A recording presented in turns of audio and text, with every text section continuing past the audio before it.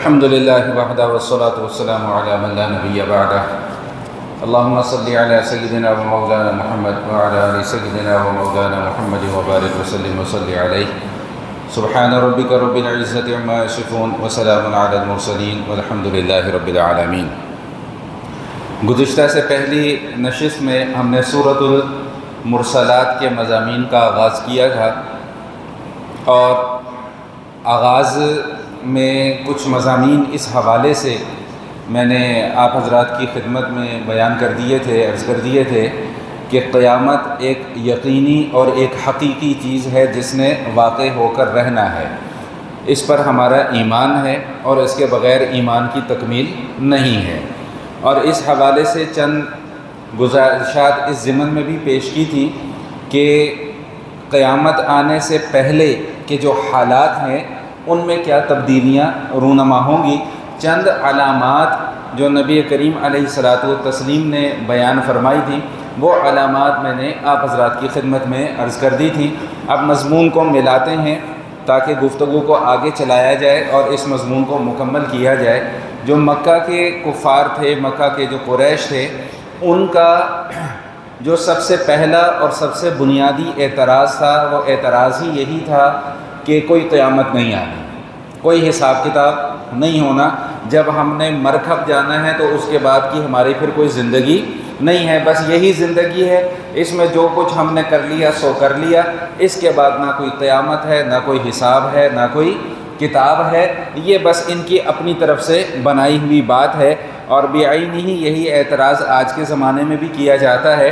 تو اس کے متعلق اللہ پاک نے ارشاد فرمایا کہ الم نہلک الاولین ثم نتبعهم الآخرین کذالک نفعل بالمجرمین ویل یومئذ للمکذبین، کہ کیا یہ لوگ جو قیامت کے منکر ہیں، جو آخرت کے منکر ہیں، کیا یہ دیکھتے نہیں ہیں کہ ہم نے ان سے پہلے کتنی قوموں کو ہلاک کیا؟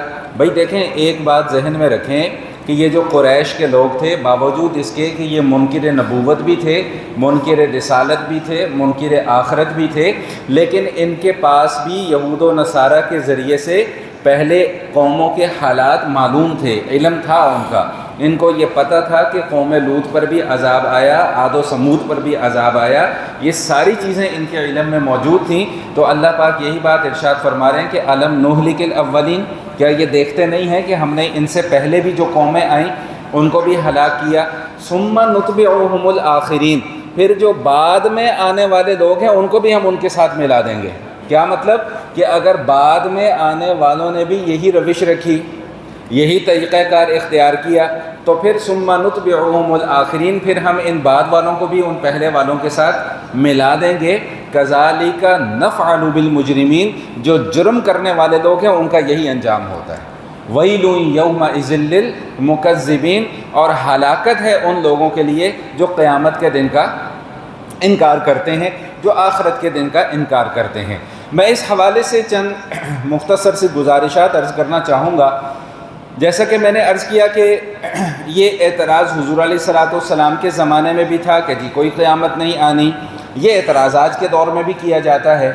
ہمارے جو ایک پڑوسی ملک ہے اس کا ایک شاعر ہے، گانے لکھتا ہے، نام اس کا مسلمانوں والا ہے، پہلے کبھی مسلمان بھی ہوا کرتا تھا لیکن بعد میں اس کی عقل پہ چونکہ پڑ گیا پردہ، تو جب عقل پہ پردہ پڑ گیا تو گمراہ ہو گیا۔ اب جب گمراہ ہو گیا تو یاد رکھیے گا کہ گمراہ لوگوں کا یہ وتیرہ ہوتا ہے کہ وہ اپنی گمراہی کو اپنی حد تک محدود نہیں رکھتے، وہ اس کو آگے ٹرانسفر کرتے ہیں۔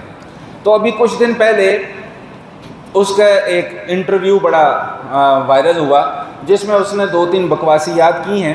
میں مختصر سی گزارشات عرض کروں گا صرف اس حوالے سے۔ ایک تو وہ یہ کہتا ہے کہ جی مجھے جنت میں جانے کا شوق کوئی نہیں ہے، اس کا ایک تو یہ کہ جی مجھے جنت میں جانے کا شوق کوئی نہیں ہے۔ تو بھائی تو جنت میں جا یا نہ جا، ہمیں اس سے کوئی فرق پڑتا ہی نہیں ہے۔ اچھا کیوں جنت میں جانے کا شوق نہیں؟ کہتا جی وہاں پہ میرا پسندیدہ پھل نہیں ہے۔ میں نے کہا جی آپ کا پسندیدہ پھل کون سا؟ اس نے کہا جی کیلا میرا بڑا پسندیدہ پھل ہے۔ تو کیلا چونکہ جنت میں ہے نہیں اس لیے میں نے جنت میں جانا نہیں۔ اب وہ عقل کا اندھا ہے، کاش کسی سے رہنمائی لے لیتا، کاش کہ قرآن کو تھوڑا سا پڑھ لیتا تو گمراہی کی طرف نہ جاتا۔ سورہ واقعہ آپ حضرات کو یاد ہے، سورہ واقعہ میں ایک لفظ آتا ہے، کیا لفظ ہے؟ وَطَلْحٍ مَنْضُودٍ آتا ہے نا جی سورہ واقعہ میں، وَطَلْحٍ مَنْضُودٍ۔ تو یہ طلح منضود ہے، یہ کیا ہے؟ یہ جنت میں کے انعامات میں سے ایک انعام ذکر کیا گیا کہ بھئی کیلے ہوں گے اور تہ بتہ لگے ہوں گے، ٹھیک۔ اور دوسرا فرمایا کہ وَفَاكِهَةٍ مِّمَّا يَتَخَيَّرُونَ، بھئی جو چاہیں گے وہ پھل ان کو مل جائے گا۔ اسی صورت میں بھی آگے آئے گا وَفَاكِهَةٍ مِّمَّا يَشْتَهُونَ، بھئی جس چیز کا جی چاہے گا وہ چیز ان کے سامنے موجود ہوگی۔ اچھا، تعجب کرنے والی بات نہیں ہے کہ میں یہ باتیں آپ کے سامنے کیوں کر رہا ہوں، آپ ماشاءاللہ اہل علم ہیں، لیکن جو ہمارے کچے ذہن والے لوگ ہیں ان کے لیے یہ باتیں بہت ضروری ہیں۔ پھر حضرت صاحب فرماتے ہیں کہ جی اگر کوئی یہ کہتا ہے نا کہ جی زندگی ہے، زندگی ختم ہو جائے گی، پھر اس کے بعد دوبارہ ایک نئی زندگی ہوگی، ٹھیک، تو یہ سب بکواسیات ہیں، نعوذ باللہ من ذالک، نقل کفر نہ باشد۔ سورہ یاسین ماشاءاللہ سب کو یاد ہے۔ نبی کریم علیہ الصلاۃ والتسلیم کے پاس ایک شخص آیا، اس کے ہاتھ میں ایک بوسیدہ ہڈی تھی، کہیں سے ملا گئی ہوگی اسے کسی قبرستان سے یا کہیں سے بوسیدہ ہڈی۔ وہ بوسیدہ ہڈی لے کر حضور علیہ الصلاۃ والسلام کی خدمت میں حاضر ہوا اور آ کر کہنے لگا کہ من یحیی العظام وہی رمیم، آیت یاد ہے نا سورہ یاسین کی، من یحیی العظام وہی رمیم، کہ بھئی یہ جب ہڈی گل سڑ کر بوسیدہ ہو جائے گی، ریزہ ریزہ ہو جائے گی، ختم ہو جائے گی، تو پھر من یحیی العظام، اس کو کون پیدا کرے گا؟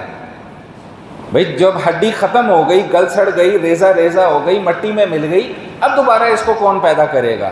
تو کیا جواب دیا اللہ پاک نے؟ قل یحییھا الذی انشأھا اول مرہ، بھئی اس کو وہی پیدا کرے گا جس نے اس کو پہلی مرتبہ پیدا کیا تھا۔ بھئی جب پہلی مرتبہ پیدا کیا کوئی نمونہ نہیں تھا، کوئی اللہ تعالیٰ کے پاس کوئی ڈیزائن نہیں تھا، اس کے باوجود اللہ تعالیٰ نے پیدا کر دیا۔ اب تو نمونہ بھی موجود ہے، ڈیزائن بھی موجود ہے، تو دوسری مرتبہ پیدا کرنا تو اور آسان ہے۔ تو بہرحال عرض کرنے کا مقصد یہ ہے کہ یہ اس قسم کے لوگ ہر دور میں موجود رہے ہیں کہ جنہوں نے عقیدہ آخرت کا انکار کیا ہے، عقیدہ آخرت کو نشانہ بنایا ہے، عقیدہ آخرت کو ٹارگٹ کیا ہے کہ جی یہ کوئی نہیں ہے، جی بس موج مستی کی زندگی ہے، اس کے بعد پھر مر کھپ جائیں گے، ختم ہو جائیں گے، کوئی حساب کتاب نہیں ہونا، کوئی اللہ کے سامنے پیش نہیں ہونا، کوئی یہ اعمال کرنے کی ضرورت نہیں ہے، نعوذ باللہ من ذالک۔ بھائی بات یہ ہے کہ میں تھوڑی سی موجودہ حالات کے حوالے سے عرض کرنا چاہوں گا کہ اللہ تعالیٰ نے ایک سلسلہ دنیا کے اندر یہ بنا رکھا ہے کہ اللہ تعالیٰ نے جو پکا عذاب جو ہے، بڑا عذاب، وہ تو آخرت میں دینا ہی دینا ہے، لیکن اللہ تعالیٰ نے اس دنیا میں بھی تنبیہات کا سلسلہ ختم نہیں کیا۔ تنبیہات اللہ کی طرف سے آتی رہتی ہیں، زلزلے آتے رہتے ہیں، سیلاب آتے رہتے ہیں، طوفان آتے رہتے ہیں۔ اور یہ سیلاب کیوں آتے ہیں، یہ طوفان کیوں آتے ہیں، یہ زلزلے کیوں آتے ہیں، یہ آندھیاں کیوں آتی ہیں، یہ تباہیاں کیوں مچتی ہیں؟ اس لیے کہ جو اللہ کے ماننے والے ہیں وہ اپنی لائن سے ہٹے نہیں، اور جو نہ ماننے والے ہیں ان کو یہاں بھی عذاب کا مزہ چکھنا پڑے اور آخرت میں بھی جا کر عذاب، ان کو دگنا عذاب وہاں پر جا کر چکھنا پڑے گا۔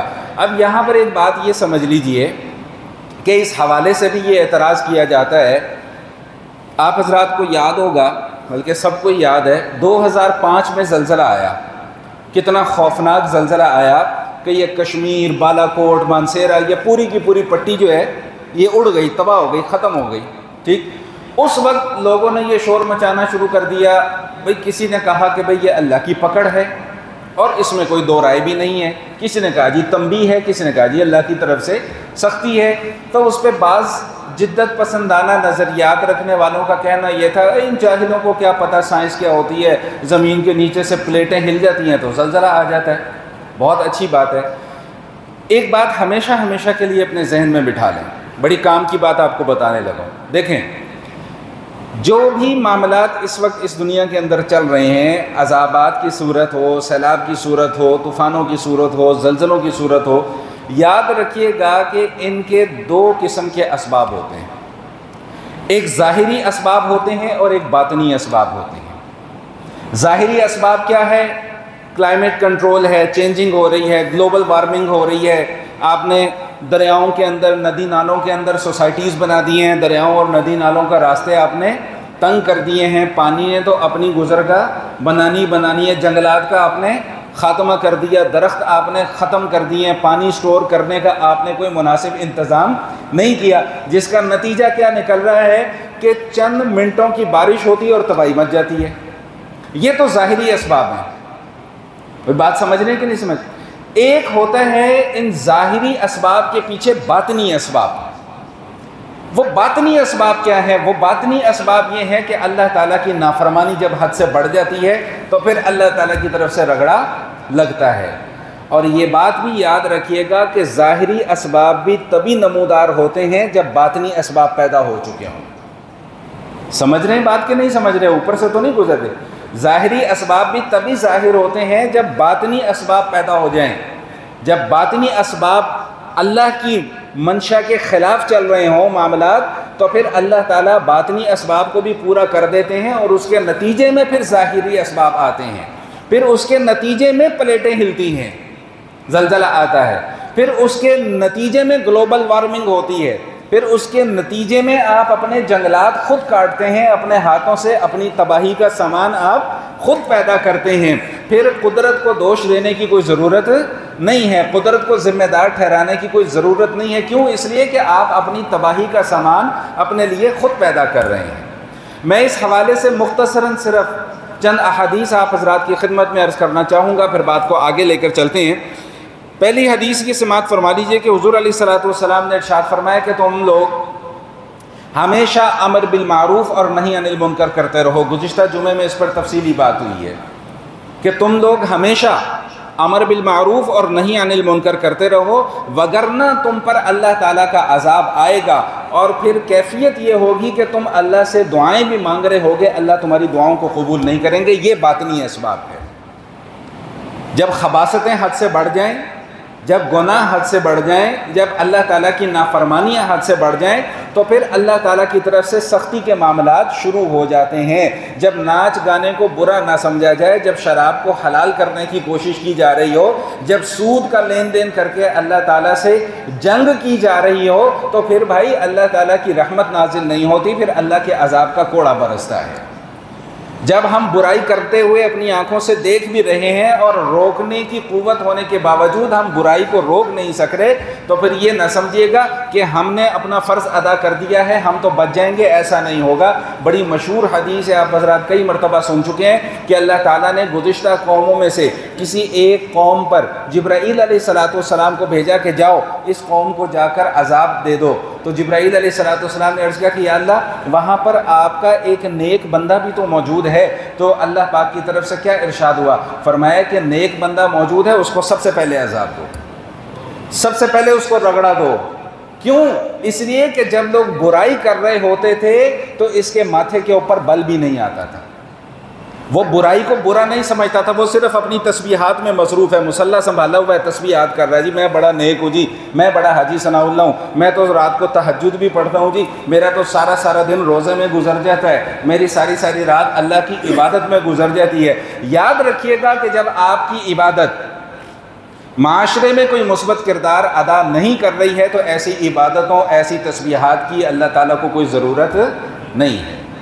جس وقت آپ کو معاشرے کی ضرورت ہے، معاشرے کی اصلاح کرنے کی ضرورت ہے، آپ اپنی تسبیح سنبھال کے بیٹھ جائیں، آپ اپنا مصلی سنبھال کے بیٹھ جائیں، آپ اپنی مسجد سنبھال کے بیٹھ جائیں، تو ایسی عبادتوں، ریاضتوں کی اللہ تعالیٰ کو کوئی ضرورت نہیں ہے۔ فرمایا کہ سب سے پہلے اس کو رگڑا لگاؤ، سب سے پہلے اس کو عذاب دو۔ کیوں؟ اس لیے کہ جب لوگ برائی میں مبتلا ہوتے تھے تو یہ برائی کو روکتا نہیں تھا، اس کے ماتھے پر بل تک نہیں آتے تھے۔ وہ حدیث یاد ہوگی جو میں نے گزشتہ نشست میں بھی آپ حضرات کے سامنے بیان کی تھی کہ بھائی اگر ہاتھ سے روکنے کی قوت ہے ہاتھ سے روکو، نہیں روک سکتے زبان سے روکو، نہیں روک سکتے تو دل میں تو کم از کم برائی کو برا سمجھو، اور اگر دل میں بھی برائی کو برا نہیں سمجھا تو فرمایا کہ وَذَلِكَ أَضْعَفُ الْإِيمَانِ، یہ پھر ایمان کا سب سے نچلا درجہ ہے، یہ ایمان کا سب سے کمزور درجہ ہے، اس کے بعد پھر ایمان نہیں رہتا، اس کے بعد اور معاملات تو ہو جاتے ہیں، ایمان نہیں رہتا۔ میں ایک احادیث اور آپ حضرات کی خدمت میں عرض کر دوں۔ حضور علیہ السلام ارشاد فرماتے ہیں، اللہ کمی بیشی معاف فرمائے، فرمایا کہ میری امت کے بعض لوگ شراب پی رہے ہوں گے اور اس کا نام تبدیل کر دیں گے، یعنی پی شراب رہے ہوں گے، انہیں پتہ بھی ہوگا کہ ہم شراب پی رہے ہیں، لیکن وہ کیا مصرع کیا ہے کہ دل کے بہلانے کو یہ خیال کیا جی ایسے ہی ہے کچھ، یہ خیال اچھا ہے غالب، ایسے کر کے کچھ مصرع ہے. تو وہ دل کو بہلانے کے لیے اس کا نام بدل دیں گے، جی یہ تو بیئر ہے، جی یہ تو فلاں چیز ہے، جی یہ تو مشروب ہے. ہوگی وہ حقیقت میں کیا؟ شراب. فرمایا کہ میری امت کے بعض لوگ شراب پی رہے ہوں گے اس کا نام تبدیل کر کے.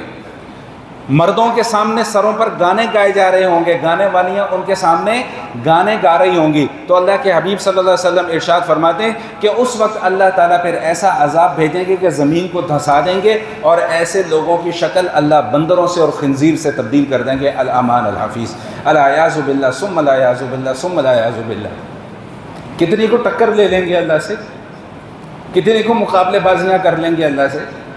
ابھی ایک حدیث اور بھی میں آپ کو سناؤں گا، اس کا مفہوم اور خلاصہ میں ابھی آپ کے سامنے عرض کر دوں کہ جیسا کہ یہاں پہ آ گیا نا کہ شراب پی رہے ہوں گے اس کا نام تبدیل کر دیں گے. بہانے بازی ہے نا، گناہ سے بچنے کی بہانے بازی ہے نا، نام تبدیل کر دیا. بھائی یہاں تو بہانے بازی چل جائے گی، اللہ کے سامنے تو بہانے بازی نہیں چلے گی. اللہ کے سامنے تو اللہ کو تو نہیں دھوکہ دے سکتے، مجھے دھوکہ دے سکتے ہیں، آپ کو دھوکہ دے سکتے ہیں، ان کو دھوکہ دے سکتے ہیں، پوری قوم کو دھوکہ دے سکتے ہیں، لیکن اللہ کو تو دھوکہ نہیں دے سکتے. اللہ سے تو کچھ چھپا ہوا نہیں ہے، وہ تو عالم الغیب والشہادہ ہے، علیم بذات الصدور ہے. جو تمہارے دلوں کے اندر وسوسے اور خیالات پیدا ہو رہے ہیں اللہ تو ان کو بھی جانتا ہے. تم یہ سمجھتے ہو کہ میں نے یہاں پر 4 لوگوں کو دھوکہ دے دیا، میں وہاں پہ بھی جا کے دھوکہ دے دوں گا، تو بھائی ایسا نہیں ہوتا.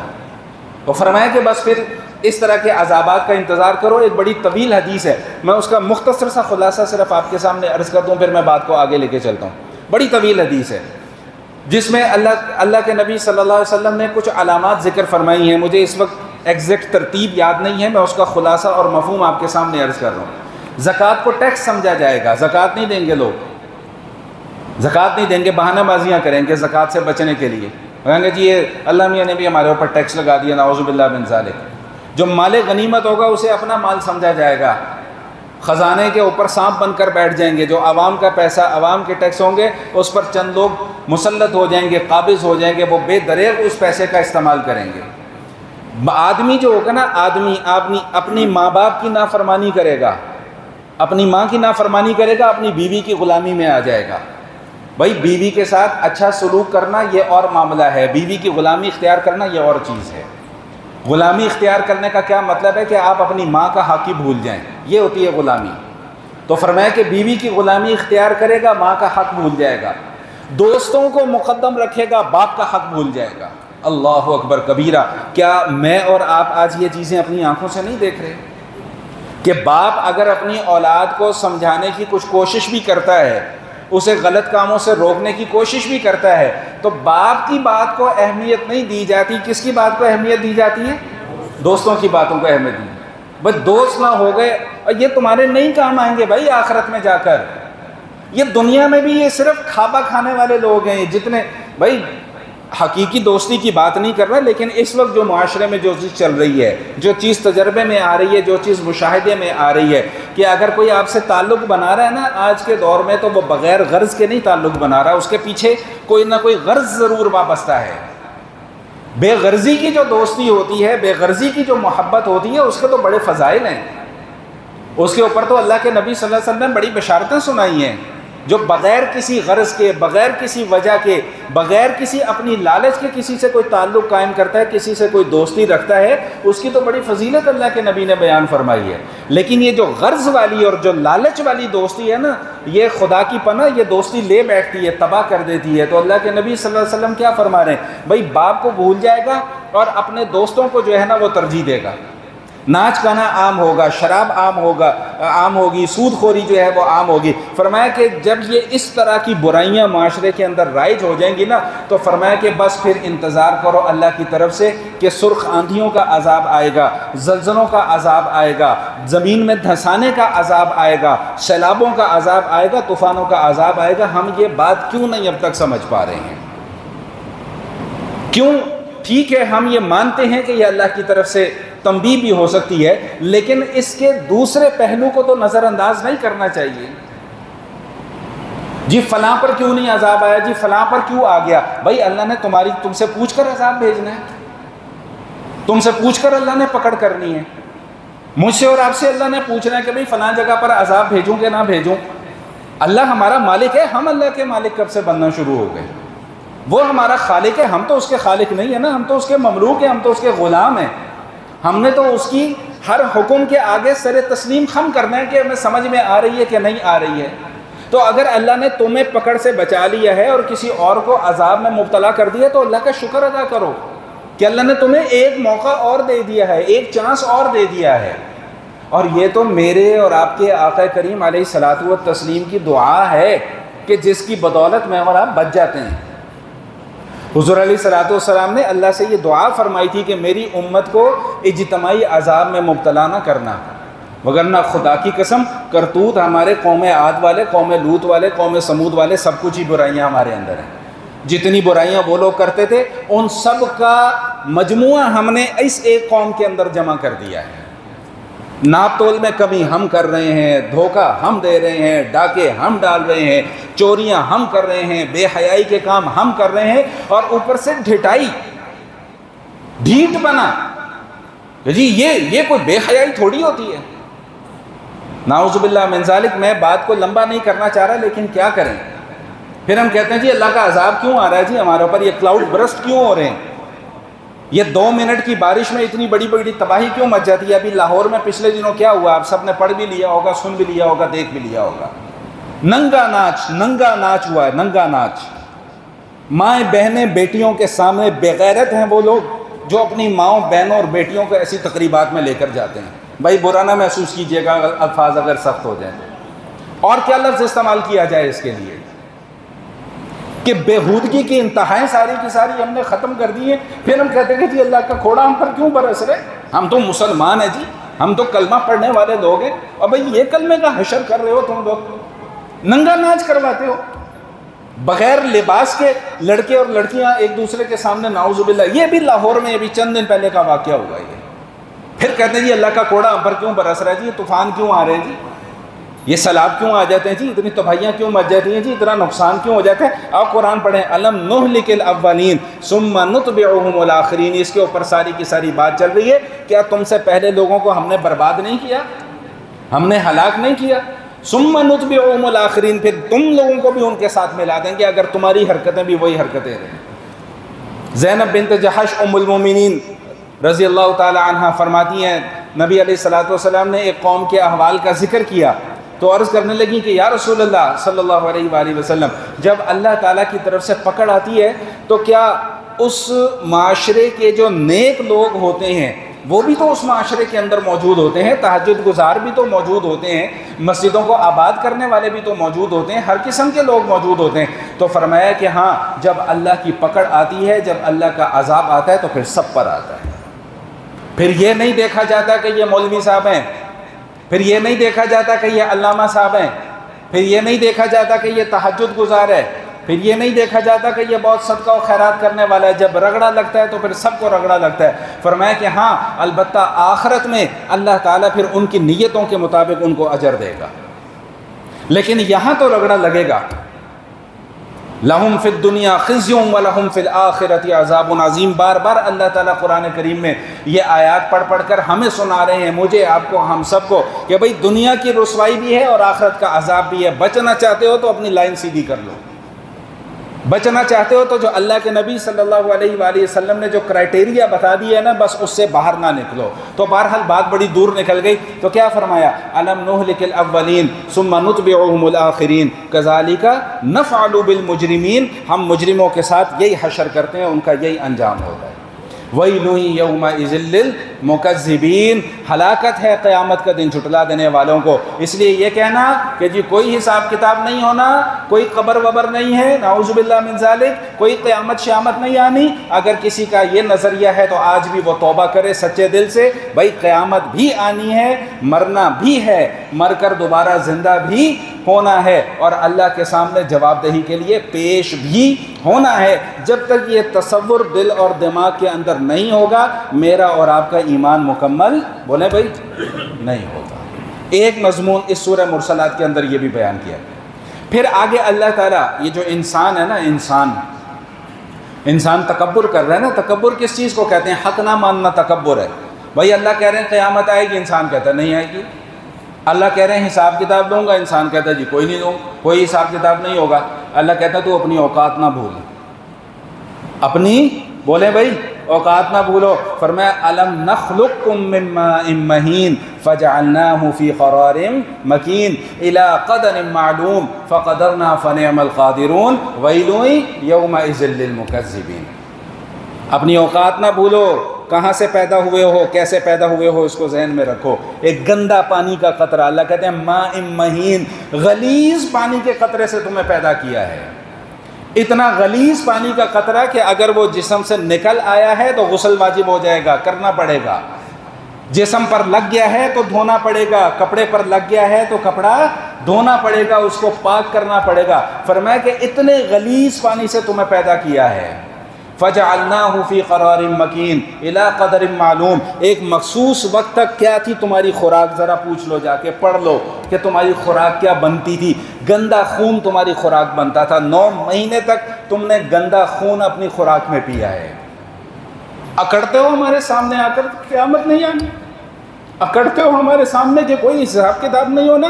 اللہ کہہ رہے ہیں اپنی اوقات یاد رکھو، اوقات مت بھولو. الی قدر معلوم فقدرنا فنعم القادرون ویل یومئذ للمکذبین. میں بس مختصر کر کے بات کو آگے لے کے جا رہا ہوں. اس مضمون کو میں نے ختم کرنا ہے اور آخر میں ایک مضمون اور بیان کرنا ہے. فرمایا الم نجعل الارض کفاتا احیاء وامواتا وجعلنا فیہا رواسی شامخات واسقیناکم ماء فراتا ویل یومئذ للمکذبین. سورہ مرسلات کی آیات چل رہی. اللہ کیا فرما رہے ہیں؟ الم نجعل الارض کفاتا.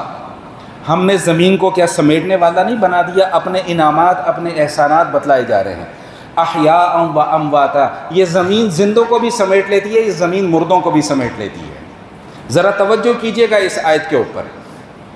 اس وقت کم و بیش 8 ارب انسانوں کی آبادی ہے. کم و بیش 8 ارب کے قریب انسان ہیں. ہم سے پہلے کتنے ارب آئے، چلے گئے. ہمارے بعد نہ جانے ابھی کتنے ارب آئیں گے اور چلے جائیں گے. اللہ کہہ رہے ہیں الم نجعل الارض کفاتا. ہم نے زمین کو سمیٹنے والا نہ بنا دیا. آج آپ اپنے مردے کو قبر میں دفن کرتے ہیں، 3 دن کے بعد لاش پھٹتی ہے، پھولتی ہے، پھٹتی ہے، ختم. کچھ عرصے کے بعد اس کی ہڈیاں بھی ریزہ ریزہ ہو جاتی ہیں، بوسیدہ ہو جاتی ہیں، اس کے جسم کا کوئی نام و نشان نہیں ملتا. اگر اللہ تعالیٰ نے یہ سلسلہ نہ رکھا ہوتا تو آج مردہ دفنانے کی کسی کو کوئی جگہ نہ ملتی. یہ ہمارا جو میانی صاحب قبرستان ہے، بزرگ حضرات بتا سکتے ہیں کتنا پرانا ہوگا. وہ 150 سال پرانا، تقریباً اتنا ہی پرانا ہوگا. اب وہ زمین سے 7-8 فٹ، تقریباً 10 فٹ کے قریب اونچا ہو گیا. الم نجعل الارض کفاتا. اللہ کہہ رہے ہیں کیا ہم نے زمین کو سمیٹنے والا نہیں بنا دیا؟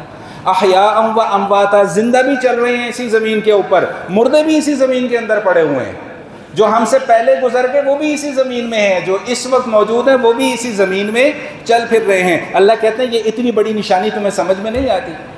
الم نجعل الارض کفاتا احیاء و امواتا وجعلنا فیہا رواسی شامخات واسقیناکم ماء فراتا. پہاڑ ہم نے گاڑ دیے زمین کے اندر. علماء حکماء فرماتے ہیں کہ جب اللہ تعالیٰ نے زمین کی تخلیق فرمائی تو اس زمین میں زلزلہ تھا، لرزہ تھا، یہ کانپتی رہتی تھی. تو اللہ تعالیٰ نے ابھی اگلی صورت میں بھی پڑھیں گے تو پہاڑوں کو میخیں بنا کر اس زمین کے اندر گاڑ دیا، اس کا وزن بیلنس کر دیا.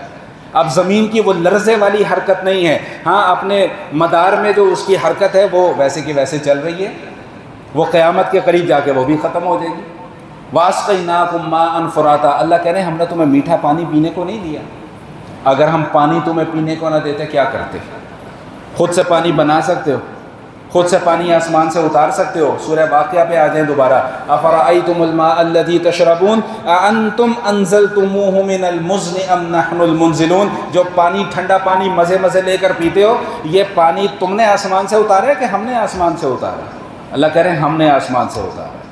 اس کے بعد فرمایا کہ انطلقوا الی ما کنتم بہ تکذبون انطلقوا الی ظل ذی ثلاث شعاب لا ظلیل ولا یغنی من اللہب انہا ترمی بشرر کالقصر کانہ جمالۃ صفر ویل یومئذ للمکذبین. کفار کو مخاطب کر کے یہ بات کہی جا رہی ہے کہ بھئی تم لوگ قیامت کے منکر تھے نا، تو آؤ اب آج قیامت کا دن دیکھ لو، قیامت کا دن دیکھ لو. میں صرف اس ساری کی ساری آیات کا ترجمہ تو نہیں کر رہا، صرف اس کا مفہوم اور خلاصہ آپ کے سامنے عرض کر رہا ہوں. انطلقوا الی ظل ذی ثلاث شعب لا ظلیل ولا یغنی من اللہب۔ اللہ فرما رہے ہیں کہ قیامت والے دن ان مجرمین سے کہا جائے گا کہ آؤ ایسے سائبان کی طرف چلو جس کی 3 شاخیں ہیں۔ سمجھاتا ہوں اس کا مطلب کیا ہے۔ یہ میں اس لیے آپ کے سامنے بار بار عرض کر رہا ہوں کہ یہ صورتیں نمازوں میں بہت پڑھی جاتی ہیں، بہت سنتے ہیں، اس لیے جب آپ آئندہ ان آیات کو سنیں تو آپ کے ذہن کے اندر یہ مضمون موجود ہو۔ لا ذلیل ولا یغنی من اللہب، نہ گرمی سے بچا سکے گا، نہ اس کے اندر کوئی ٹھنڈک ہوگی، نہ کوئی سایہ ہوگا۔ یہ سائبان کیا ہے؟ علماء مفسرین فرماتے ہیں اس کی تفسیر میں کہ یہ آگ کے انگارے ہوں گے، جہنم کا ایک دھواں ہوگا۔ ابھی جہنم نہیں ہے، جہنم کا صرف دھواں ہے، اور وہ دھواں اتنا بڑا ہوگا کہ جیسے بڑے بڑے سائبان ہوتے ہیں۔ اللہ فرما رہے ہیں ان مجرمین کو کہ تمہیں ان کی طرف دھکیلا جائے گا۔ انہا ترمی بشرر کالقصر کانہ جمالۃ صفر، پھر اس میں سے آگ کے انگارے اتنے بڑے بڑے نکلیں گے جیسے بڑے بڑے محل ہوتے ہیں۔ کانہ جمالۃ صفر، جیسے کالے رنگ کے اونٹ ہوتے ہیں۔ یہ اللہ تشبیہات اور استعارات بیان فرما رہے ہیں کہ اتنے بڑے بڑے آگ کے انگارے نکل رہے ہوں گے۔ پھر پوچھا جائے گا کہ اب انکار کرتے ہو قیامت کا؟ دنیا میں تو تم کہتے تھے کہ جی کوئی قیامت نہیں ہے، کوئی قیامت نہیں ہے۔ اب آج کے دن کیا انجام ہوگا؟ ھذا یوم لا ینطقون ولا یؤذن لهم فیعتذرون، زبانیں بند، کوئی نہیں بول سکے گا، کوئی معافی نہیں چلے گی، کوئی عذر نہیں چلے گا، کوئی لین دین سے جان بولے بھائی نہیں چھوٹے گی۔ یہاں تو لین دین کر کے جان چھڑا لیتے نا، فرمایا نہ، وہاں نہیں جان چھوٹے گی۔ ھذا یوم لا ینطقون ولا یؤذن لهم فیعتذرون، یا اللہ دوبارہ واپس بھیجنے، انسان بنوں گا، انسانوں والی حرکتیں کروں گا۔ اللہ فرمائیں گے نہ، اب دوبارہ بھیجنے کا ہمارا قانون نہیں ہے۔ 60-70 سال کی زندگی دے دی تھی تمہیں، بہت زندگی تھی، تھوڑی زندگی نہیں ہے 60-70 سال کی، 80 سال کی، 90 سال کی زندگی۔ وہ زندگی دی ہی اسی لیے تھی تاکہ ہماری فرما برداری کرو۔ اب اس میں کچھ نہیں کیا تو اب یہاں بھی کچھ نہیں ہو سکتا۔ اب واپسی کا تصور تمہارے لیے کیا ہے بھائی؟ محال ہے۔ ھذا یوم الفصل جمعناکم الاولین فإن کان لکم کید فکیدون۔ اللہ اکبر کبیرہ، بڑی سخت آیات ہیں یہ۔ کہہ رہے ہوں گے مولوی صاحب بڑی سخت تقریر کر رہے ہیں، میں تو اپنی تقریر ہی نہیں کر رہا بھائی، میں تو قرآن کی آیتیں پڑھ کے آپ کو سنا رہا ہوں۔ ھذا یوم الفصل جمعناکم الاولین فإن کان لکم کید فکیدون ویل یومئذ للمکذبین۔ یہ اللہ کہہ رہے ہیں، ذرا اللہ کا جلال ان 2 آیات کے اندر ملاحظہ فرمائیے گا۔ کیا فرمایا؟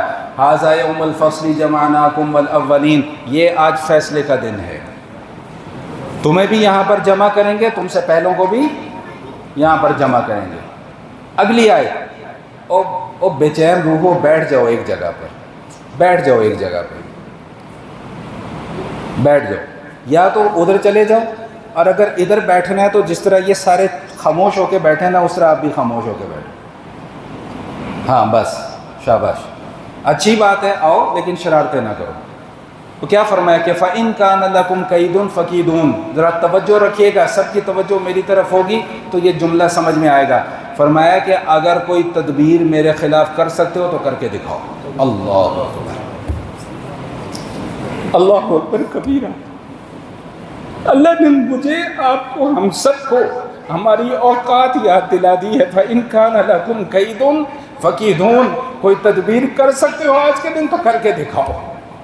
یہاں پہ تو تم بہت بڑے بنتے تھے نا جی، ہم ایسے ہیں جی، ہم ویسے ہیں جی، ہم جیسا کوئی اور ہے نہیں جی، ہمارے جیسی طاقت کسی کے پاس نہیں ہے، ہمارے جیسی پاور کسی کے پاس نہیں ہے۔ اللہ کہہ رہے ہیں دکھاؤ، آج قیامت کا دن ہے، دکھاؤ، کھلی چھٹی ہے، جو کر سکتے ہو کرو، نہیں کر سکو گے، نہیں کر سکو گے۔ فرمایا کہ وَيْلٌ يَوْمَئِذٍ لِّلْمُكَذِّبِينَ، عافیت اسی میں ہے، خیریت اسی میں ہے، بھلائی اسی میں ہے کہ بھائی اس دنیا کی زندگی میں اللہ پر اور اللہ کے احکامات پر ایمان قبول کر لو، آنکھیں بند کر کے کہہ دو کہ لا الہ الا اللہ محمد الرسول اللہ، آنکھیں بند کر کے کہہ دو کہ ہم آخرت پر ایمان رکھتے ہیں، آنکھیں بند کر کے کہہ دو کہ ہم قیامت پر ایمان رکھتے ہیں۔ سمجھ میں آتا ہے تب بھی کہو کہ ہم ایمان رکھتے ہیں، نہیں سمجھ میں آتا تب بھی کہو کہ ہم ایمان رکھتے ہیں۔ میں بات کو مختصر کر رہا ہوں، سورہ مرسلات کا آخری رکوع آ رہا ہے، فرمایا کہ ان المتقین فی ظلال وعیون۔ میں پہلے بھی یہ بات آپ حضرات کے سامنے عرض کر چکا ہوں کہ جہاں اللہ عذاب کا تذکرہ کرتے ہیں وہاں پہ انعام کا بھی تذکرہ ساتھ ساتھ ضرور کرتے ہیں تاکہ میرے اور آپ کے جیسوں کی تسلی ہو جائے۔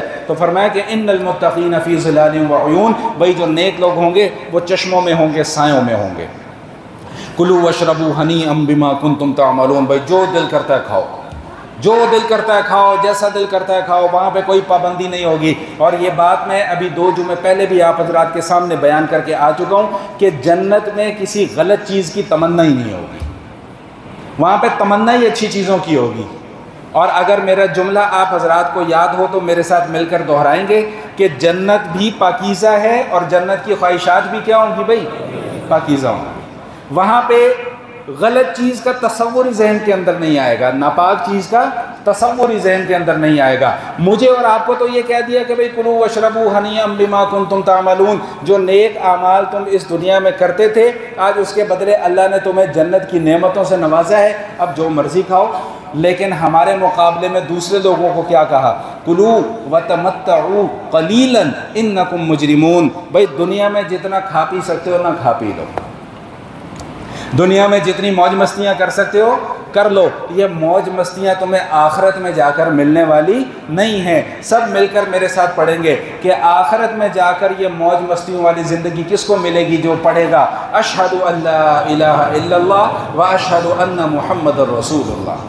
یہ موج مستی والی زندگی ملے گی ایمان پر، اور ایمان کے ساتھ جب اعمال ہوں گے تو پھر سونے پر سہاگا۔ اعمال میں سے ایک عمل کا ذکر کر دیا، وَإِذَا قِيلَ لَهُمُ ارْكَعُوا لَا يَرْكَعُونَ وَيْلٌ يَوْمَئِذٍ لِّلْمُكَذِّبِينَ۔ بھائی توجہ، تو کیا فرمایا کہ جب انہیں اس دنیا کی زندگی میں کہا جاتا تھا نا کہ اللہ کے سامنے جھکو تو جھکتے نہیں تھے۔ وَإِذَا قِيلَ لَهُمُ ارْكَعُوا لَا يَرْكَعُونَ، رکوع نہیں کرتے تھے، کیا مطلب؟ نماز نہیں پڑھتے تھے۔ اور سورہ قلم کے مضامین میں ہم یہ مضمون پڑھ کر آ چکے ہیں کہ یوم یکشف عن ساق ویدعون الی السجود فلا یستطیعون، جب اللہ اپنی تجلی کا اظہار فرمائیں گے اور ان سے کہا جائے گا کہ اب سجدہ کرو تو سجدہ نہیں کر سکیں گے۔ بھائی کیوں نہیں کر سکیں گے؟ دنیا میں سجدہ بولے بھائی نہیں کیا ہوگا۔ رکوع نہیں کر سکیں گے، کیوں نہیں کر سکیں گے؟ دنیا میں رکوع نہیں کیا ہوگا، کیوں؟ دنیا میں نماز ہی نہیں پڑھی ہوگی۔ اب نماز کے اوپر میرا نہیں خیال کہ مجھے کوئی تقریر کرنے کی ضرورت ہے۔ جب ہم 5 سال کے، 6 سال کے، 4 سال کے تھے نا، تب سے ہی ہمیں سکھلایا گیا کہ نماز نماز نماز نماز، صبح نماز، دوپہر کو نماز، شام کو نماز، رات کو نماز، نماز نماز 24 گھنٹے کی عبادت، کوئی آپشنل عبادت نہیں ہے۔ باقی جو جہالا آج کے دور میں شکوک و شبہات میں مبتلا کرنے ہیں، میں ہمیشہ آپ حضرات کو یہی بات عرض کیا کرتا ہوں کہ ان کے شکوک و شبہات میں مبتلا ہونے کی ضرورت نہیں ہے۔ تحقیق کے نام پہ لوگوں کے ذہنوں کے اندر خلجان پیدا کرنا، یہ کوئی دین کی خدمت نہیں ہے۔ تو کیا فرمایا؟ وَإِذَا قِيلَ لَهُمُ ارْكَعُوا لَا يَرْكَعُونَ وَيْلٌ يَوْمَئِذٍ لِّلْمُكَذِّبِينَ، قیامت والے دن جب انہیں کہا جائے گا کہ رکوع کرو، جب انہیں دنیا کی زندگی میں کہا جاتا ہے کہ جھکو، رکوع کرو اللہ کے سامنے، تو جھکتے نہیں ہیں۔ وَيْلٌ يَوْمَئِذٍ لِّلْمُكَذِّبِينَ، بھائی ہلاکت ہے آخرت کا انکار کرنے والوں کے لیے۔ اور آخری آیت کیا ہے؟ فرمایا کہ فَبِأَيِّ حَدِيثٍ بَعْدَهُ يُؤْمِنُونَ۔ 2-3 جملوں میں اس آیت کو سمجھانے کی کوشش کرتا ہوں کہ اگر قرآن پر تم ایمان نہیں لاتے تو کس پر ایمان لانا چاہتے ہو؟ بھائی نہیں سمجھ میں آئی بات؟ بھائی اگر قرآن پر ایمان نہیں لاتے تو پھر کس پر ایمان لاؤ گے؟ قرآن ہی ایمان لانے والی چیز ہے، قرآن کے بغیر ایمان لانے والی کوئی اور کتاب نہیں ہے۔ اگر ہے تو پیش کرو، اگر ہے تو پیش کرو، اگر پیش نہیں کر سکتے تو پھر مان لو کہ قرآن کے علاوہ کوئی اور چیز ہمارے لیے ذریعہ نجات نہیں ہے۔ الحمدللہ ثم الحمدللہ ثم الحمدللہ، آج ہمارے 29 پارے مکمل ہو گئے، الحمدللہ۔ آپ سب کو بھی مبارک ہو، اللہ ہماری ان مجالس کو اپنی بارگاہ میں قبول فرمائے۔ انشاءاللہ آئندہ جمعے سے زندگی رہی تو 30ویں پارے کا آغاز کریں گے۔ کوشش یہی ہوگی کہ 30ویں پارے کو سبقن لے کر چلا جائے، کیونکہ 30واں پارہ آلموسٹ سب کو یاد بھی ہے، سارے پڑھتے بھی ہیں اور نمازوں میں سنتے بھی ہیں. تو انشاءاللہ کوشش یہ ہوگی کہ سبقن جو ہے وہ اس 30ویں پارے کے مضامین جو ہیں وہ بھی آپ حضرات کے سامنے بیان کر دیے جائیں.